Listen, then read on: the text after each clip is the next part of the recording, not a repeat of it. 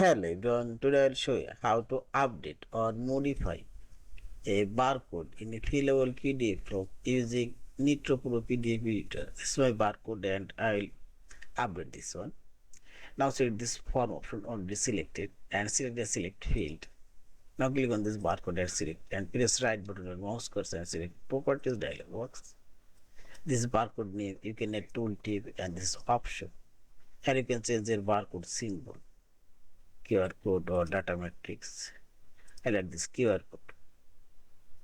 Yeah, and if you want, you can also add new barcode.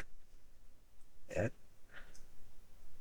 properties dialog box and make this one data matrix barcode and see this and select it. You can increase, decrease barcode size, and you can move anywhere. This one also.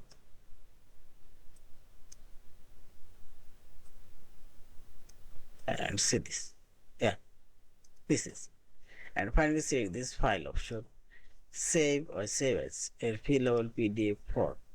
Thank you for watching. Please subscribe, like, share, and comment.